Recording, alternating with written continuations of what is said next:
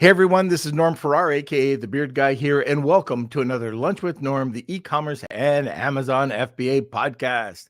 Today, we're going to be discussing quit stalling and build your brand. Why you don't need to have an MBA to crush it in the e-commerce world. Today, we're going to be talking about why do so many people not get started in e-commerce or entrepreneurship? What are the key principles that e-commerce entrepreneurs often fail? And what do you need to launch and then grow a brand? Welcome to another Lunch with Norm, the e-commerce and Amazon FBA podcast. Lunch with Norm. Lunch with Norm. Lunch with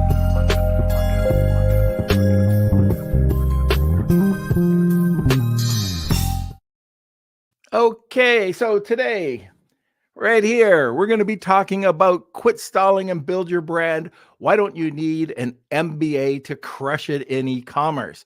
We're going to be going through the different principles here. And like I said, we're going to be talking on those three subjects. So our guest grew an international 7-figure brand and has successfully exited after 3 years, and the business holy grail. He has built, scaled, and sold a multi-million-dollar brand. He consults with top private equity, helps others exit, and is still building his own brands. In other words, he is very well qualified to have written the book right here, Quit Stalling and Build Your Brand. And this is by my friend. I don't know how many times he's been on the podcast, probably 4 or 5 times, and I'm talking about Ben Leonard. So we'll get to Ben in a second, but let's have a word from our sponsor first. This episode of Lunch with Norm is sponsored by VAA Philippines. Looking for a high-quality virtual assistant for your business? With the rigorous screening, intensive Amazon and Walmart training, and ongoing professional development, get the peace of mind with skilled and motivated virtual assistants for a long-term working relationship. Hire through VAA today, and now let's get back to the show. Hey, where is the mayor? Where is Mr. or your worship of Blunderville? I like that. Yeah. Yeah. You a little bow to me. Yeah. Yeah.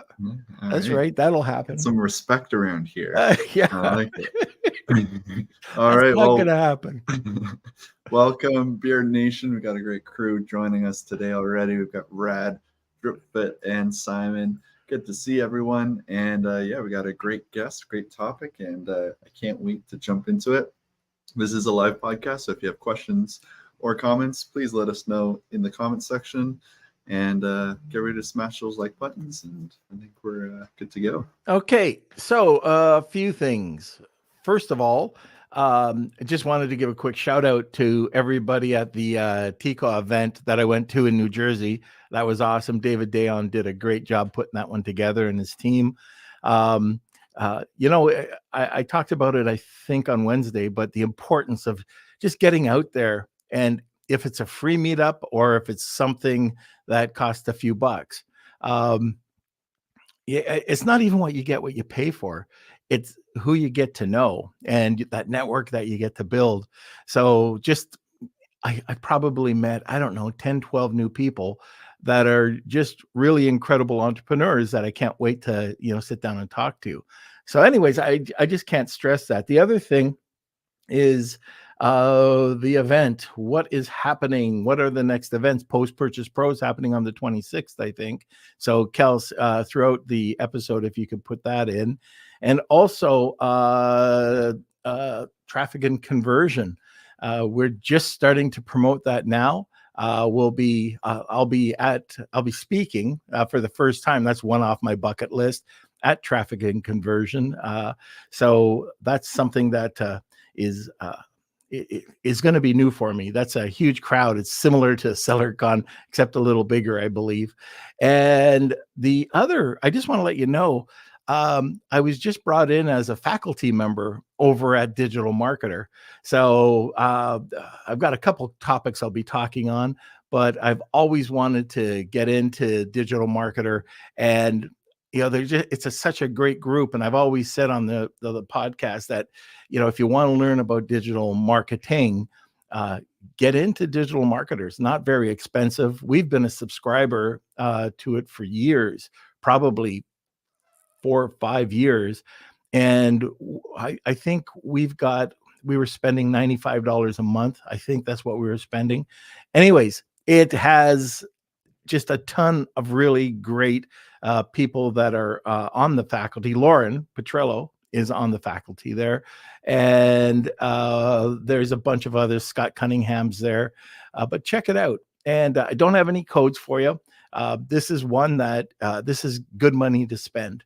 If you go out there and you want to learn about digital, it's everything. They have certified courses.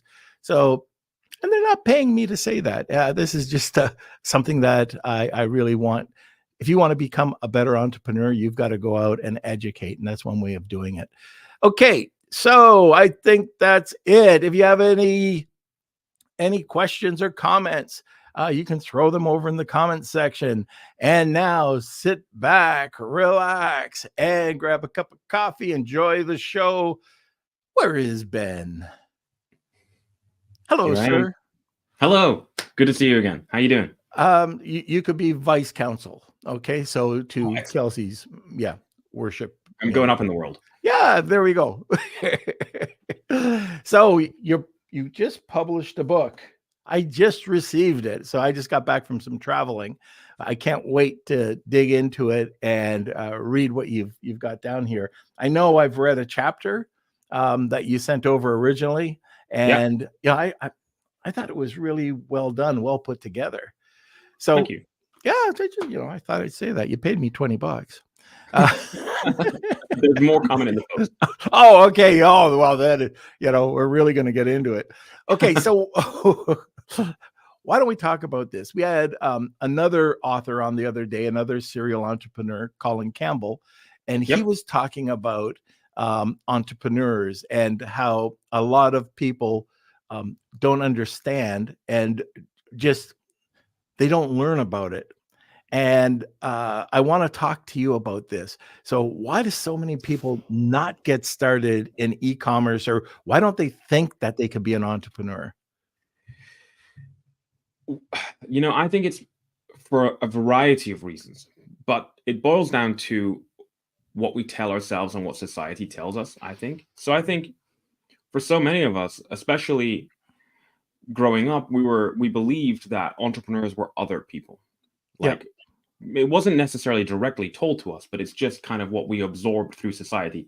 You go to school, you might go to college or university, and then you go and work and hopefully make enough money so that you can retire one day. And entrepreneurs, on the other hand, are really smart people who invent brand new things, or people with business and design degrees, or people who've inherited a family business, or people who've inherited a ton of money and therefore have the capital to start something. They're a select elite breed, and we read about them and we hear about their amazing stories and we see them on Shark Tank, but they're not us. But I think that the tide is turning. Entrepreneurship used to be kind of weird, but now it's a desirable thing. We see famous entrepreneurs. One of the Kardashians has made a very famous cosmetics brand and made enormous sums of money. The likes of Elon Musk have made it sexy. There's Gary Vaynerchuk out there. These big names have started to make entrepreneurship sexy. So more and more people are doing it, but still more and more people are held back, and they tell themselves these excuses. I don't have experience. I don't have enough money. I'm not qualified. I could never do that. It's too risky. I can't leave my job.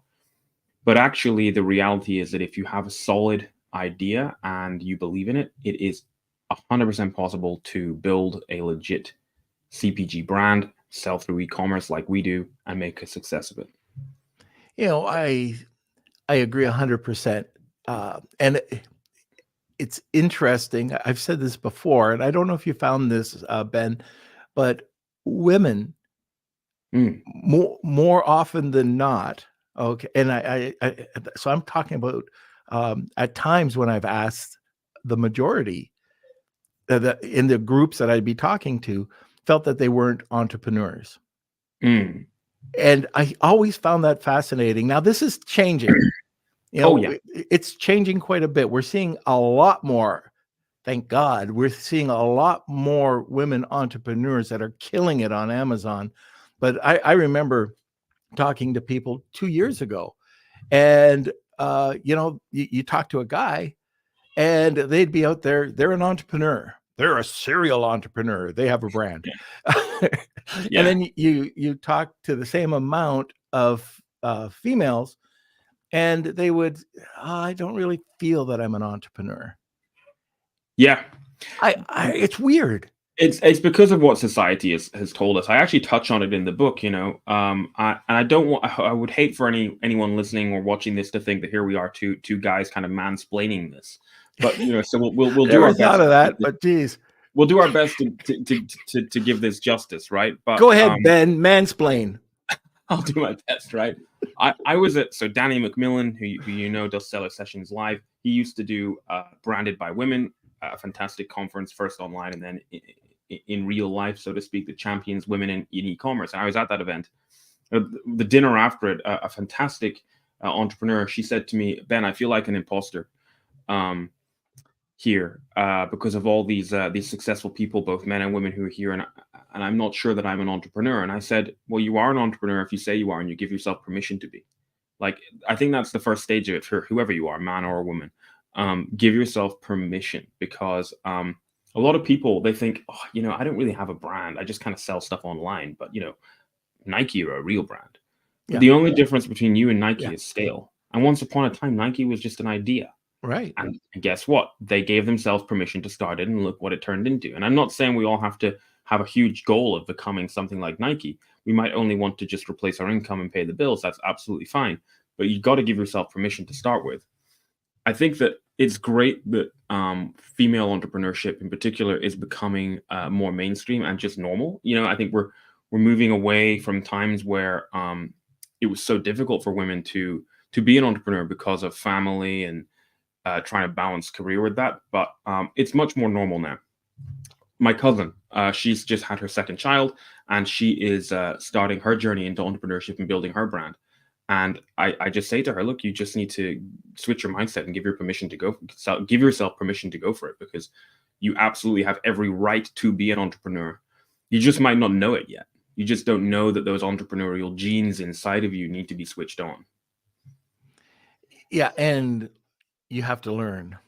I think that if you take a course, first of all, if you just jump into Amazon or any type of e-commerce, it's tough, because you are going to pay heavy tax. You're going to be just throwing your money away on a lot of different areas. You'll learn. But if you take a course, that cuts that down. And then if you continue to educate yourself. So one of the things we talk about, it's, knowing your numbers. And just it was the last episode last week, I was talking to somebody, and the knowing the numbers game comes back to it. People don't understand the financial statements. They don't understand the P&Ls. They don't understand cash flow. You don't have to be an accountant, but you should learn a little bit about that, just like you should learn a little bit about business and how business runs if you're going to be in the business of being an entrepreneur.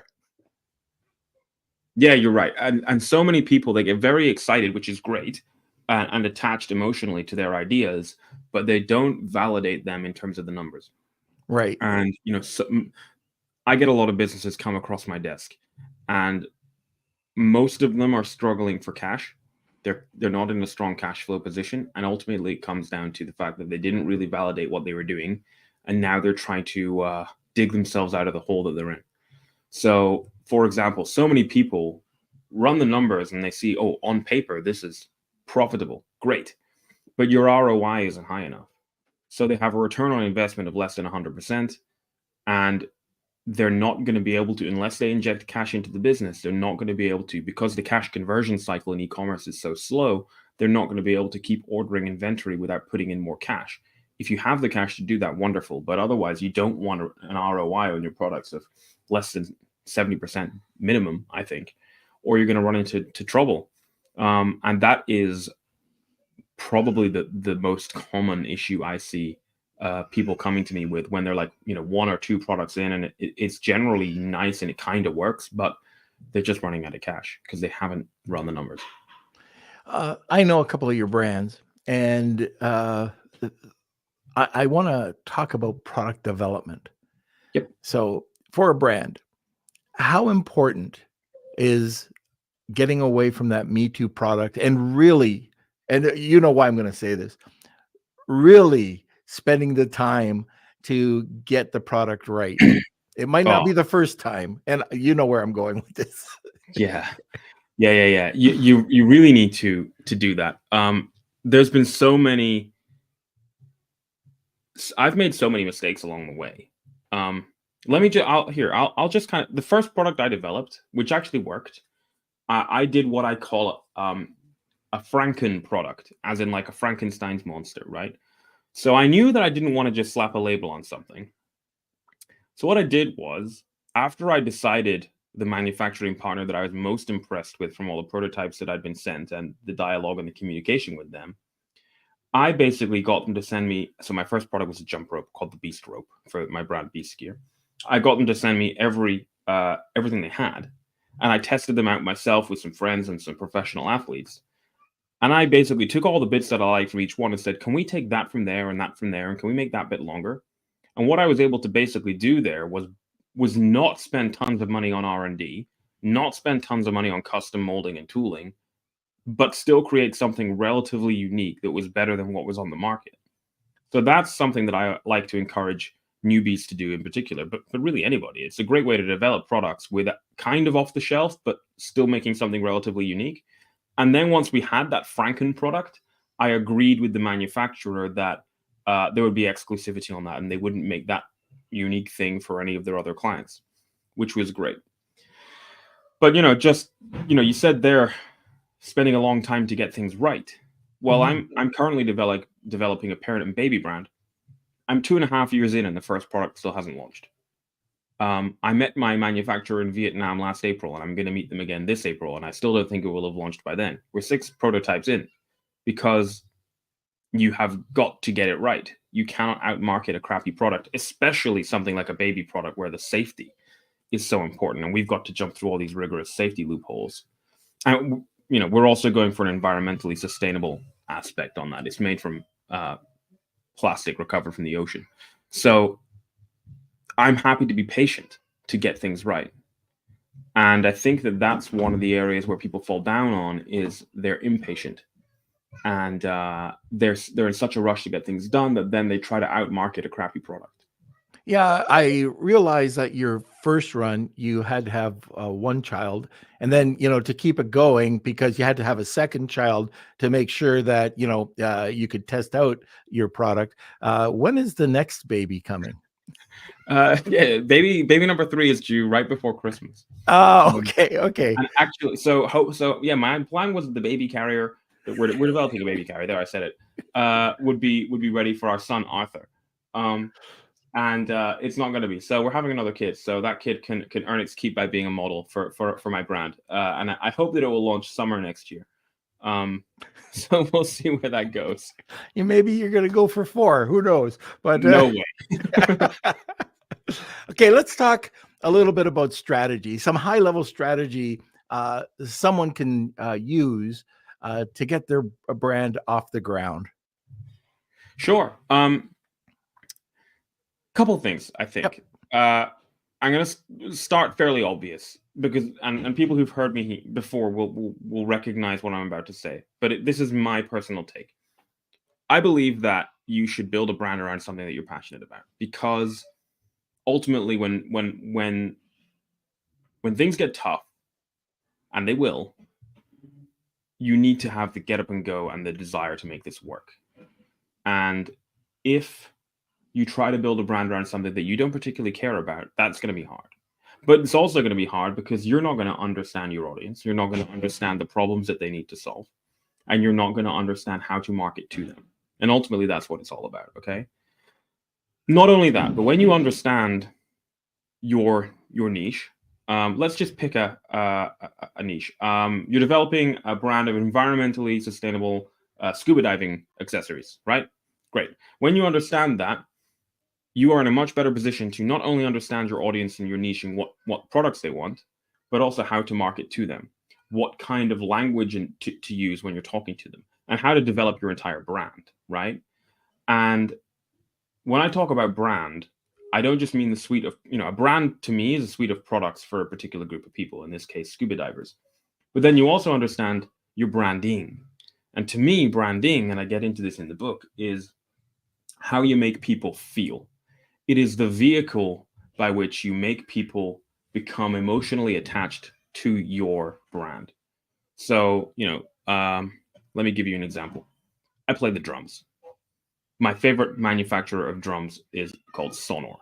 And when I consume content by Sonor, I feel hyped up, jazzed up, ready to go smash the drums, because they make me feel that way through the content that they produce. Written content, video content, audio content, posts on social, emails, etc. Right?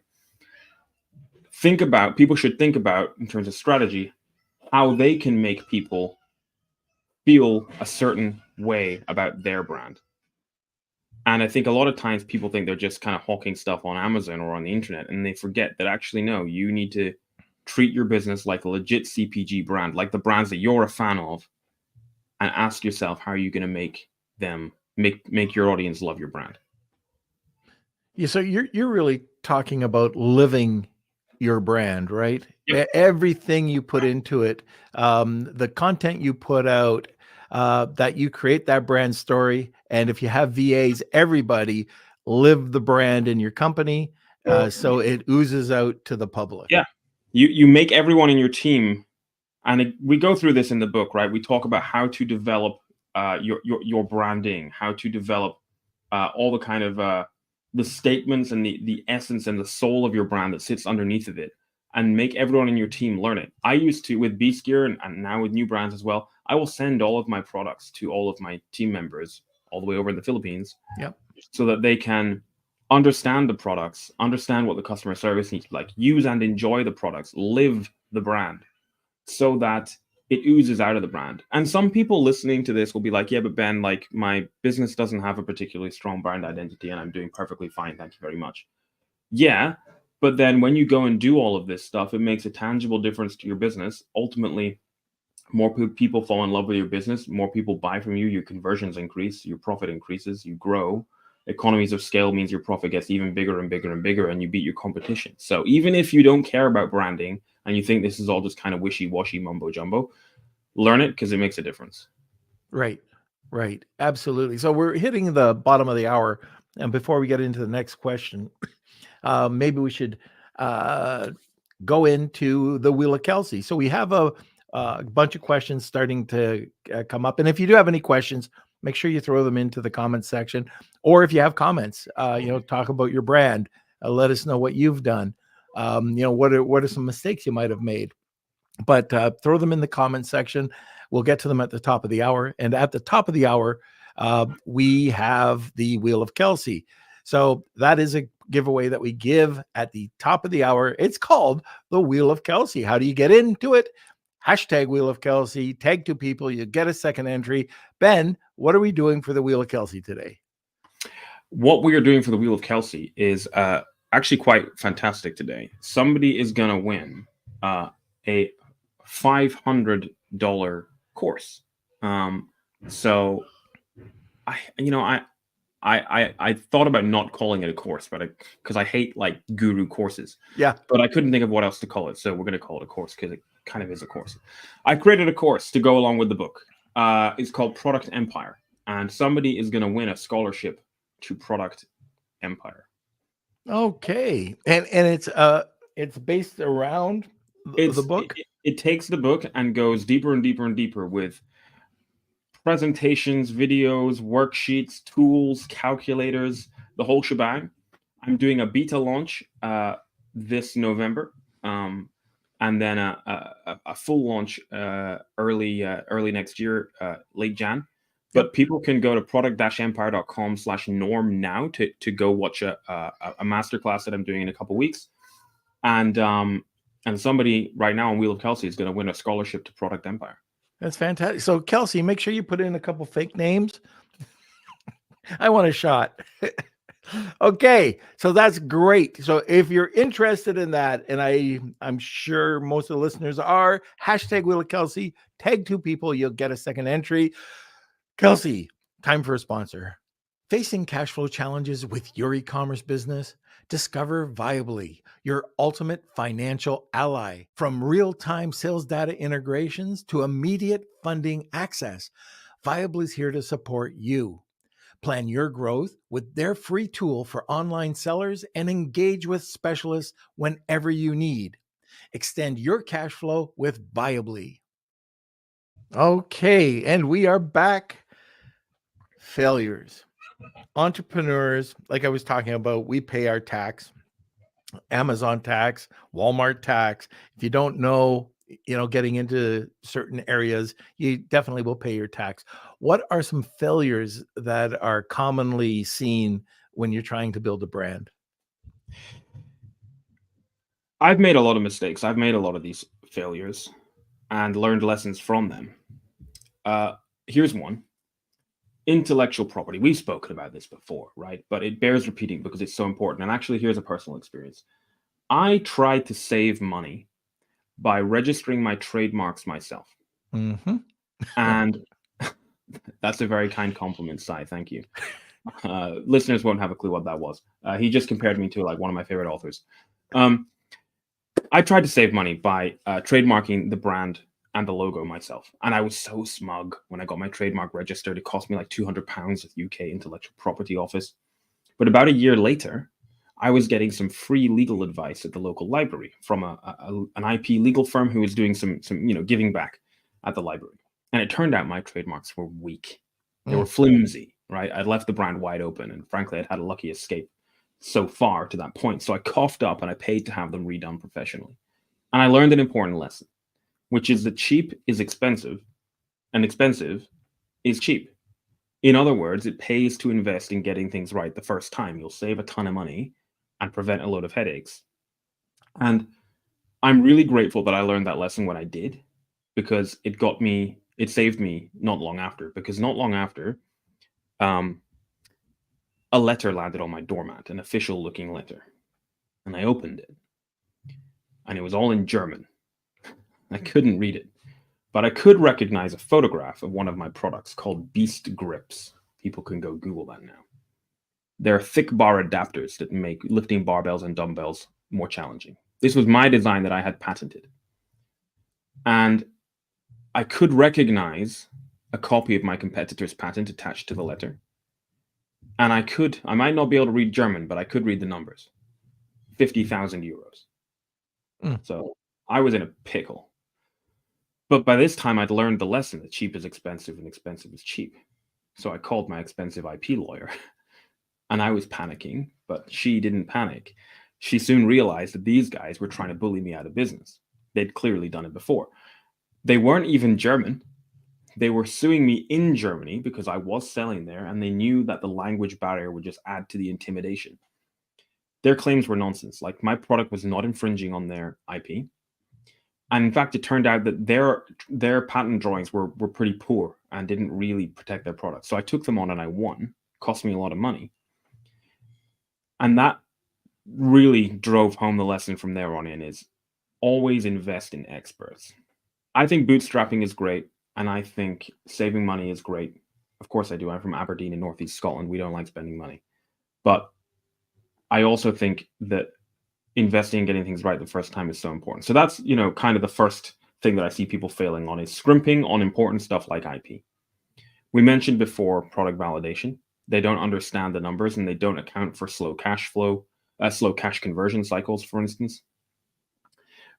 People forget about safety. So they don't check what safety certifications they require in their products.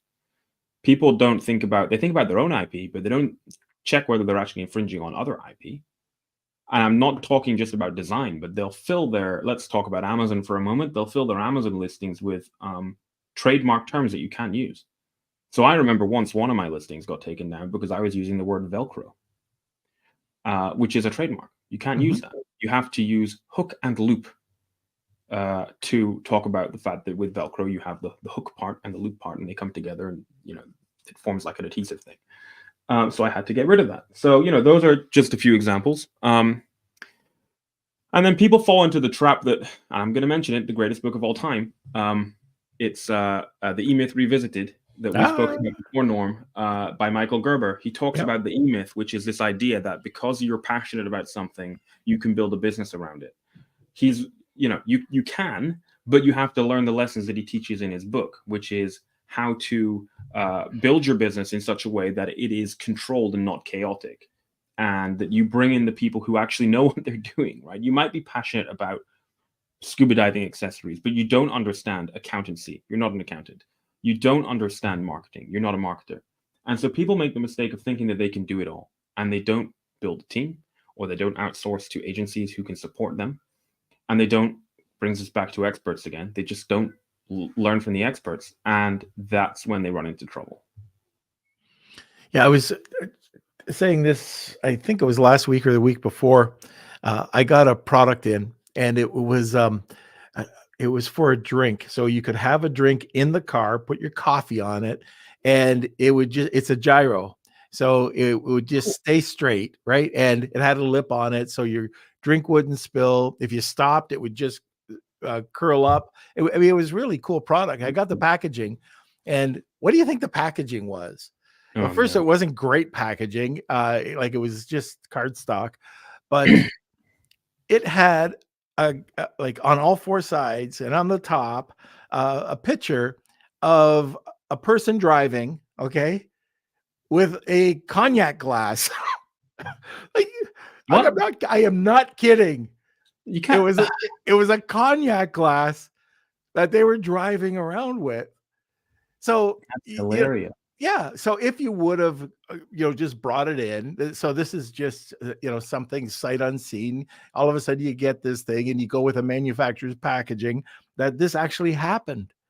And, imagine if that went out, it would have been crazy. But Absolutely yeah.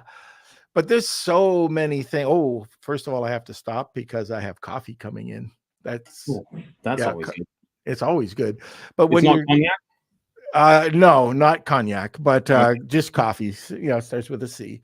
But there are a lot of other areas that we look at too. And starting with the packaging side, so many people will just trust their manufacturer just to get the packaging and design done. Well, they're not designers. They know their product, they're manufacturers. And if you get their product and it is packaged, they've probably bought it from somebody and charging you an upcharge.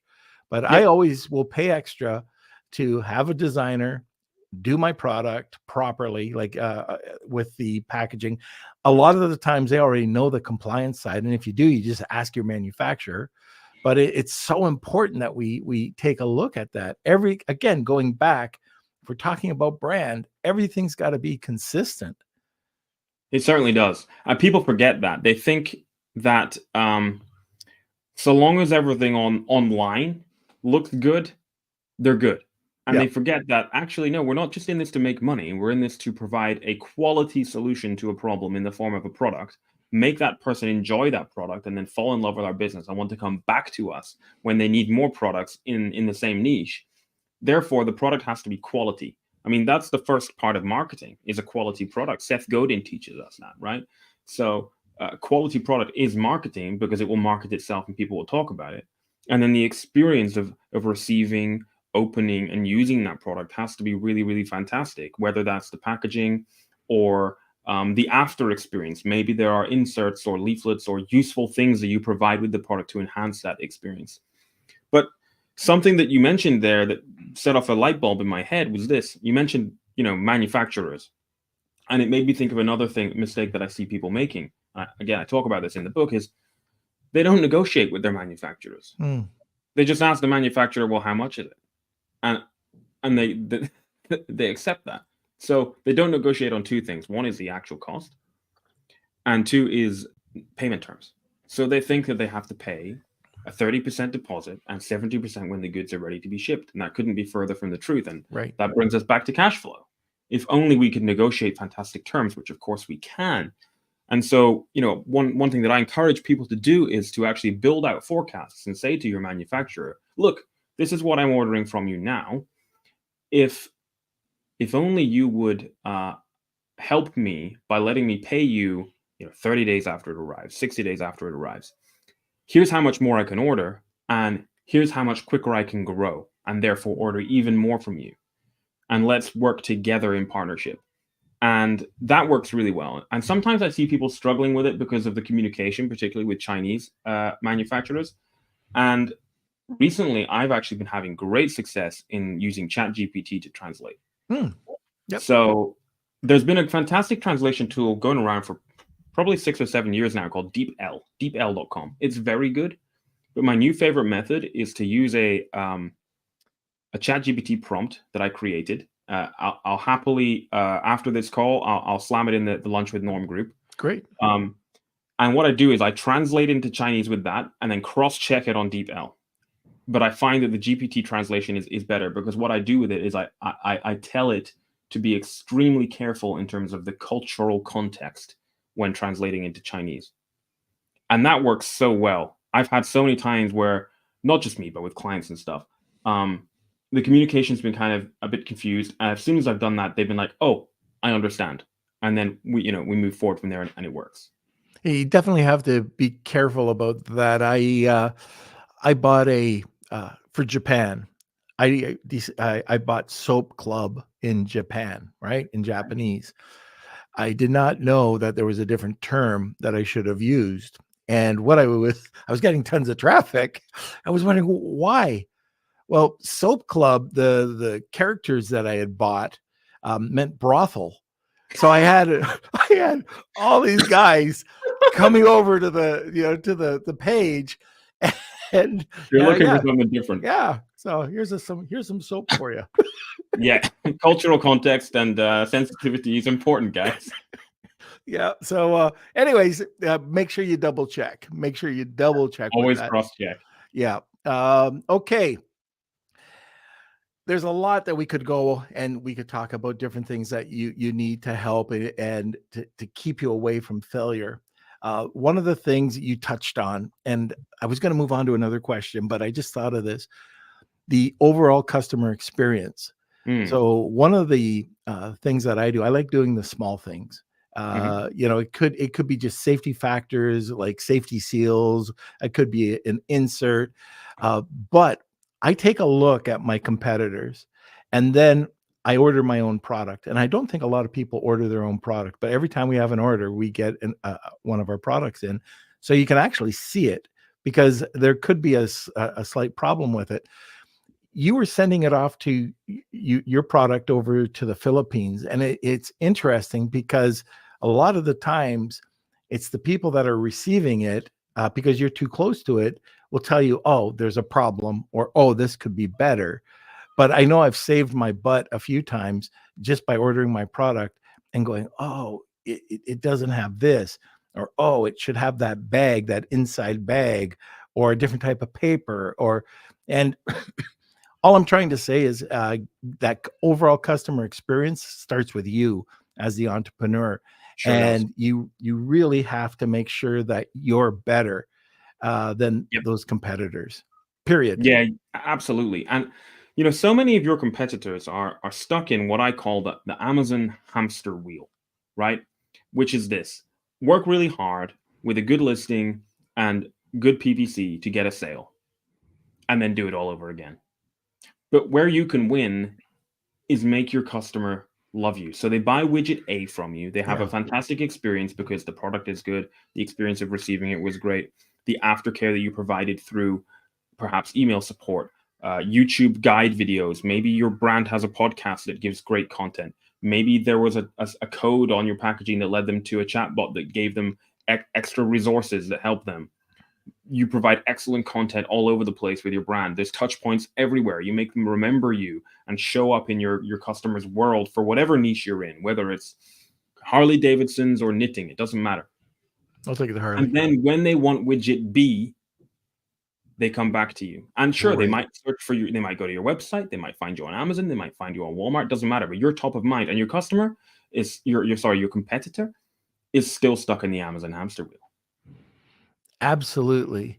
And that also helps you develop the breadth of the brand because all of the accessories. So for soap, for example, well, you could just get a back scratcher or, a scrub, or you could have a glove. But if you package it in the same way as your other product and it's above everybody else, people will pay double for this. Yeah. They'll pay double, Yeah. or more. Absolutely. So you can. I was just literally doing a piece in the course about this just the other day. You could even be, if you're smart and you've worked really hard on your sourcing. You've built a fantastic relationship with your manufacturing partners. You've negotiated excellent terms. You've even got payment terms with your freight forwarder. You could actually be paying less than your competitors and yet charging more. Yep. Because you can justify the high price, because it's not just the perceived value of your product being higher. The real value of your product really is higher. It's a great product and you provide great service.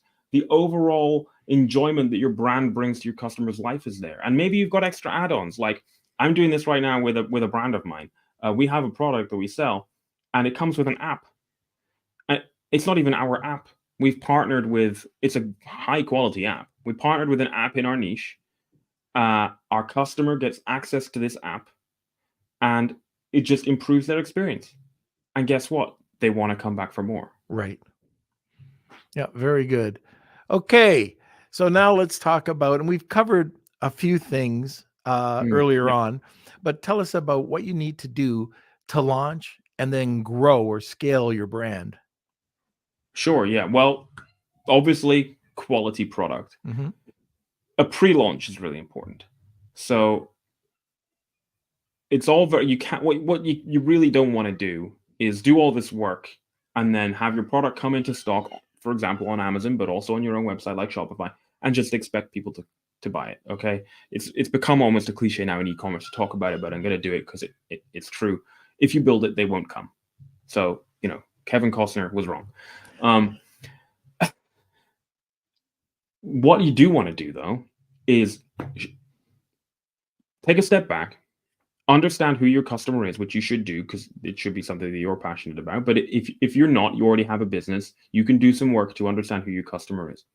Build a customer avatar, and then on the back of that, a brand avatar, which is a reflection of your customer. Your customer avatar is basically who your customer is and who they aspire to be. Your brand avatar is basically reflecting that straight back at your customer to make them know, like, and trust you, and positioning your brand as an authority in your niche by producing high quality, helpful, free, engaging, useful content. And you want to produce that and show up where your customer is, whether that's YouTube or Pinterest or Reddit, wherever it might be, and provide value there. Become an engaged member of the community there, you and your team. Show up there so that you become known and liked and trusted. And then start building a launch list, which is basically getting people to raise their hand saying they're interested in your product so that when you're ready to go, you can go. And that's what I'm talking about. Then when we're also building launch lists, I'm a huge fan of contests. Yeah. So you might let's say you're able to build a list of, say, 1,000 emails. You might then develop a fantastic prize for them. So let's say you're, we'll come back to that scuba diving accessories brand. Your first product is a fantastic scuba diving bag for all your gear. Well, perhaps the prize is the bag full of gear from all the top scuba diving brands, right? And it might cost you quite a lot, but that's a really fantastic prize. You get everyone on your list to enter that contest. But when you use a service like, say, Viper, VYPER.io, those contests go viral because people win extra entries by performing things like sharing it. Mm-hmm. And so you're bringing in more and more and more and more people. And then you announce to everybody, hey, Joe from Portland has won. Unfortunately, you guys didn't win, but you can get the bag, the gear bag, for, X amount off, and it launches today. Here's a link. For instance, press releases. Huge fan of press releases. Shane Allglow is your man for that. That can make a big difference to a launch. So, a pre-launch is really, really important. And when it comes to actually launching, I think a lot of that should be incredibly obvious. Highly optimized pages on your website and on marketplaces like Amazon and Walmart. Beautiful images, indexed, keyword relevant listings, all over social. You've got the right social posts. You've made the relationships with micro influencers and potentially influencers in your space. Again, I go into all this in the book and in the course. It's not a case of slam it on Amazon and turn on PPC, in my opinion, right? Of course, slamming it on Amazon and turning on PPC matters. Yeah, you got to do that. But if you want to escape the Amazon hamster wheel and actually beat everybody else and potentially do it cheaply, you can do that. There's an example that I give where this was several products that I launched with Beast Gear, and I'm doing it again now, where I basically showed up in groups. These were on Facebook. And provided tons of value to the community. And then when I was ready to launch, I would just post about it. And I'd wake up the next day and there's like 500 people asking for the product. And guess what? All those people go and buy the product. Well, I communicated with them in the Facebook Messenger DMs. So I was then able to track it in a Google Sheet, follow up a week later, get reviews. So I'm getting keyword juice. I'm getting verified reviews from relevant people. I'm going to show up for other people bought this across all these relevant people in my niche. And guess what? I also have all those people for my next product launch a couple months later. Yeah. Stephen Black talks about going into these Facebook groups and hanging around, give a lot of value, but also what he says is you extract the language. Oh, that's so important. Yeah. So others will just post and, start selling. And that person that goes into those groups and starts to understand the terminology, they're the winners if they do it. Yeah, right. Yeah, totally. So that's especially important if you're not passionate about whatever you're selling, because you might not understand the language. So I've got a couple of friends actually who've got a very successful brand in the niche of a very particular pet, which they do not own.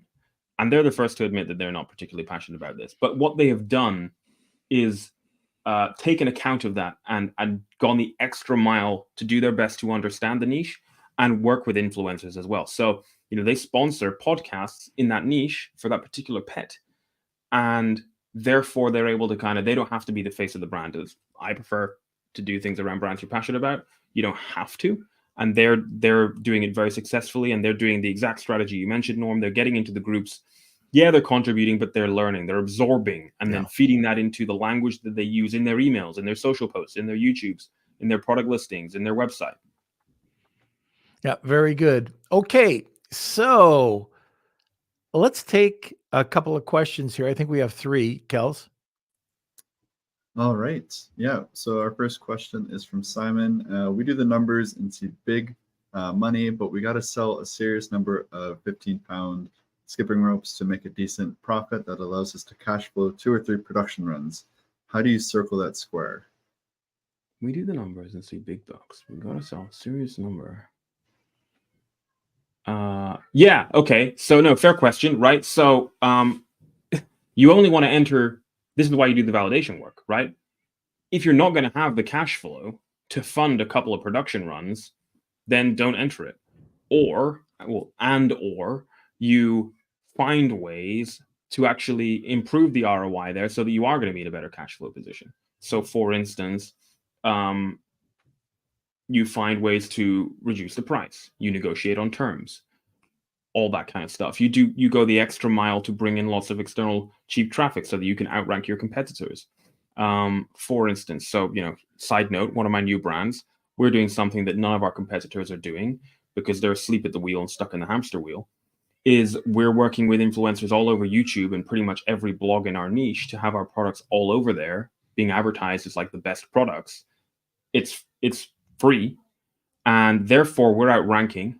We're spending less on PPC, and that is that's helping our cash flow position. It's also scaling the brand, which means we can place larger orders and bring the COGS down, which also helps our cash flow position. But so if I was starting now, I would not go into jump ropes right now unless I had the serious capital to fund the first couple of production runs. The other thing that I would look at, because I do have a low dollar value, the problem I had is I came in with soap. You can only get so much money out of soap. Yep. And it wasn't worth it. You'd have to, sell thousands and thousands and thousands of bars to make a buck. So what we ended up doing is bundling in 3 and 5 packs. And Yeah. then you also bundled with a soap dish or some other products. And that started to bring up the average order value. Actually, if I take a look at the average order value right now off of the site, it's probably around $60. So we brought it from $10 or $14 up to $60 just by Fantastic. bundling. Yep. And so that's something that I would look at too. Yeah. And just as a side note there, if you're selling on your own site and you're doing things like Facebook ads, I wouldn't even bother running Facebook ads until you got an average order value of at least $50 because it just kind of doesn't work. Yeah. Let me see. Okay, next question. Okay, next question is from Michael. Do you have any tips to better connect with your audience and create a more meaningful relationship with them? Great question. I think there's two strands to this. There's like a one-to-many, like how you're connecting with your audience as a whole, and then there's one-to-one. So beginning with one-to-many, it's understand who they are so that you know what kind of content they want and where they want it. And then it's make the content. That sounds quite simple in and of itself, but we could do an entire podcast on all of that, right? But at a high level, that's what you want to do. You want to understand who they are, what content they want, and where they want it. And then you want to produce it and give it to them. It's got to be high quality. You can't just, it's not like keyword stuffing. You're not just trying to just like make stuff for the sake of it and put it out there so you can tick it off. It's got to be real good quality material that you would want to consume and that you're proud of. That's one-to-many. Then one-to-one is do stuff that doesn't scale, and then with brute force, make it scale. So here's an example. Your customers have received your high quality product, of course, and had a fantastic experience of receiving it, of course. And now they're motivated to post about it on social, like Instagram, TikTok. Seek those people out by searching your hashtags, and they've hopefully tagged your brand, and build a relationship with them in the DMs. Yeah. There's a whole bunch of that in the course.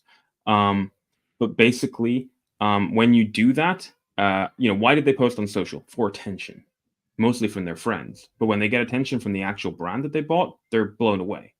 And you can build real reciprocity in the DMs there. That's one of Robert Cialdini's principles of influence, which we talk about a lot in the book. And when you do that, they'll do whatever you want. They'll leave reviews. They'll become a loyal customer for life. They'll want to buy from you again. And, I said they'll do stuff that doesn't scale. Well, you find a way to make it scale. So you start building relationships in the DMs, and you start to understand what works and what doesn't. You build out templates, and you give those templates to your team, who then start DMing people on your behalf and building relationships and having conversations with them in the DMs, and they become evangelical fans of your brand. And that is what your customers are not doing, because of course they are stuck in the Amazon hamster wheel. Yeah. Just build a community, build a strong community. And that's what differentiates, a huge brand from a very simple micro brand that probably will fail. Yeah. You have to have a community. Yeah, totally. And I made a mistake. I wish that I'd done this with my first brand, and I'm kind of rectifying that now. Was think of a community, whether it's a Facebook group or a Discord group or a subreddit, whatever it is. Think of it as the campfire that your tribe sits around at the end of the day. Build that for your brand. Show up there every day. Provide people with value, and the sky's the limit. People are going to absolutely love it, provided you've got a real great brand and great product that people actually want to engage with. And this is something we just found out. The community, make sure it's on the right social network. You were talking about Discord or WhatsApp or Telegram, so there's many out there, and you might want to just check out which is where you want to invest your time and your money, and always give value. If you start promoting too much, you'll end up with zero community. Yeah, very true. Okay, next. All right, got 2 more left. All right. From Simon, building a real brand takes significant effort and time. Assuming we are doing everything in your book and have done your course, can you put a time scale on how long it takes to have a real brand? Great question. So you can have a real brand instantaneously, if you like, if you give yourself permission to have a real brand. So day one, product one, it's a quality product that solves a real problem. When the customer receives it, it's an excellent experience, and your brand shows up all over social media, right? And has its own website, and it looks and feels and behaves like a real brand, despite the fact that it's not big yet. It doesn't matter, right? Scale is kind of irrelevant at this stage. That's a real brand. However, I see what you're getting at. The time for the things that we're talking about to take effect is pretty much instantaneous, because customer number one who buys your product and has that fantastic experience, there's a high chance you're going to have an opportunity to communicate with them through email, through social, through the chatbots, through whatever it is that you've done to make them build a connection with your brand and not just disappear into a black hole. And that's going to pay dividends. So the key is it's not like nothing happens until by magic, after 8 weeks or 8 months, something's happened. It's the compounding effect of showing up consistently. And if you do that every day, a year in, 2 years in, 3 years in, 4 years in, it's going to have made an enormous difference to where your business is and ultimately what you can sell it for. Yeah, I take a look at what Wilfred Lightheart did. We had the company, he still has it, called Digital Blacksmiths, and came up with 5 million Republicans, 3 million Democrats. What kind of dogs? So we got into pets. What kind of dogs would Republicans like? What kind of dogs would Democrats like? And then, whatever their lifestyle would be. And the amount of people that would come in, I know we had a schnauzers group of over 100,000 people. Wow. Just schnauzers. What can you do with schnauzers? People who have a pet love their pet. Yeah. Meowington. So Colin was on the other day. Colin Campbell, one of his companies is Meowingtons.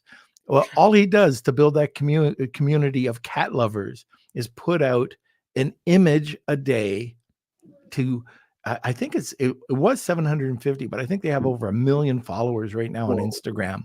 One a day. And they love it. Well, guess what happens at around Christmas time? Yep. A calendar. Of course. And then if you're a cat lover, your audience, and then you can get into specific types of cats. But it's just genius what you can do to build a brand and build that community. Think about what the community wants, what they love. Yeah. And that's why you've got to know your audience. Yeah, exactly. Okay, Kels. All right. Ben's got 2 here. How do you have the community without just promoting your products? Sure. Good question. It's just about showing up and providing helpful, compelling, engaging, free, useful information. So kind of like Norm was saying there about the cat group, right? It's not trying to sell stuff. It's just fun cat-related content.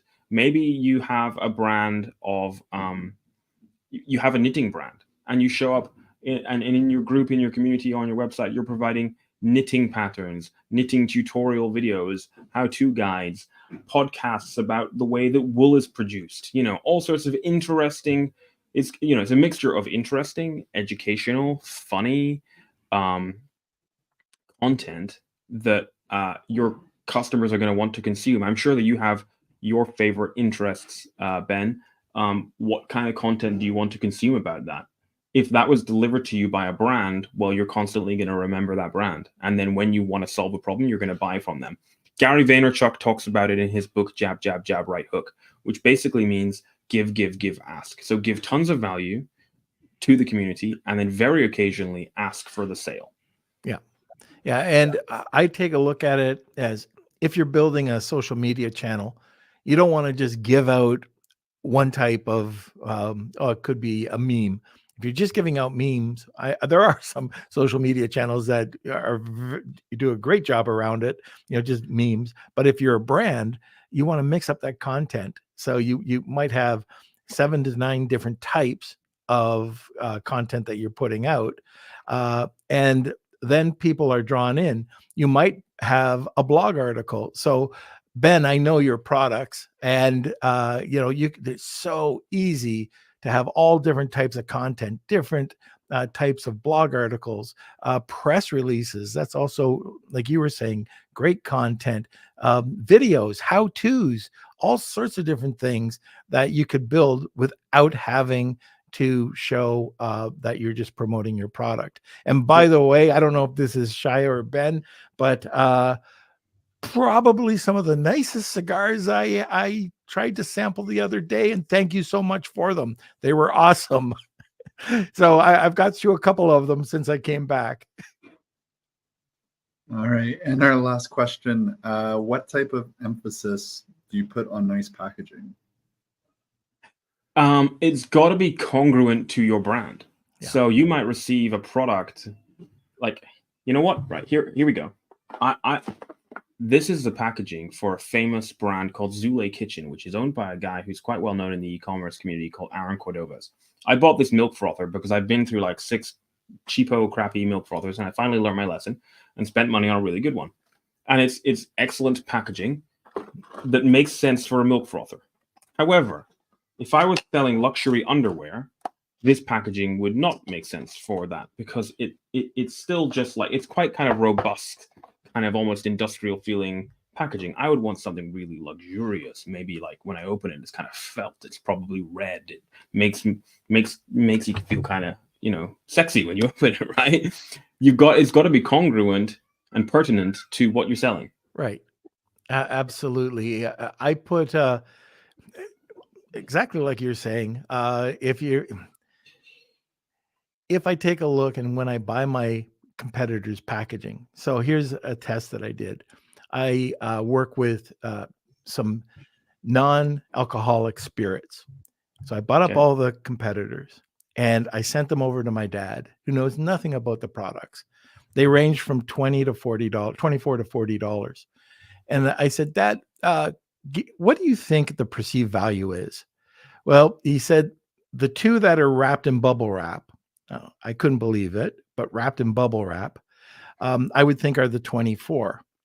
The one that's in the packaging is probably the $40 one. Mm-hmm. It was interesting. The one that was in the $24 one, or it was 20, I think it was under $30. It wasn't, there was 4 different bottles. And the one that was in bubble wrap was actually $40. And I sat there and I went, well, I know what I'm going to do. Yeah, that's interesting. They tried to kind of, obviously they wanted to protect the product and keep it safe so it didn't break. But of course, actually, in terms of the presentation and the way it came across, the packaging came across as being more premium. That's really interesting. Yeah. So if they could, and it's the same 40-ounce bottle, it's the same weight, it probably cost them a little bit more to ship. But if I take a look at the results, I know what we did. Now our packaging is killing it because we just knocked it out of the park with the packaging for this non-spirited alcohol. That's or non-alcoholic spirit. Okay, so I think that's it. Oh, there we go. Okay, anytime. Was a pleasure meeting you. All right. So yes, we're gonna have to do that again, Ben. And not you, Ben, but yes, with you, Ben. Other Ben.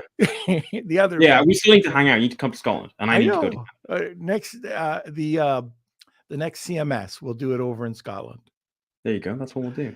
Okay, now Kels, we're gonna do, I guess, an ad read, which I've got right here. Yes, but before we do that, we wanted to get your contact information, Ben, and we wanted to know how to get your book.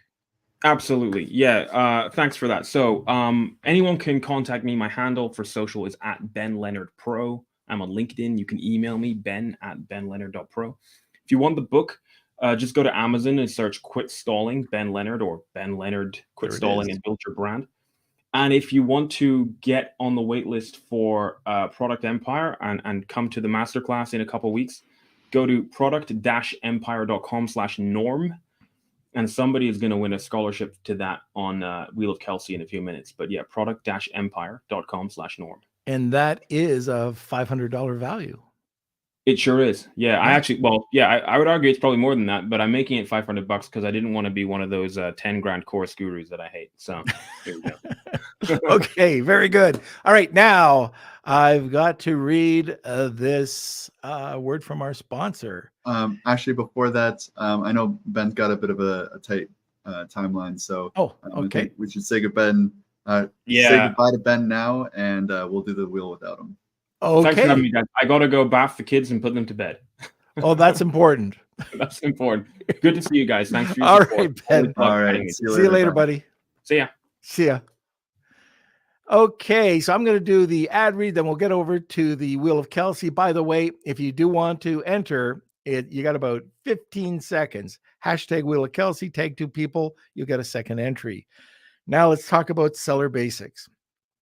Hey, Amazon sellers, ever faced account suspensions, ASIN hiccups, or IP headaches? Introducing Seller Basics, your Amazon account guardian. With just $99 a month, Seller Basics offers a dedicated team to shield your business from these challenges. Plus, this membership offers free legal consultations from seasoned e-commerce attorneys. No long-term contracts, cancel with just a month's notice. View Seller Basics as your Amazon account health plan. Check it out at sellerbasics.com. But here's a disclaimer. Seller Basics isn't an insurer or law firm. Consultations come from independent firms. Results can vary, and membership needed before events leading to claims. All right, and terms apply. All right, Kels. All right. Awesome. So here we go. Here is the Wheel of Kelsey. It's time for the Wheel of Kelsey.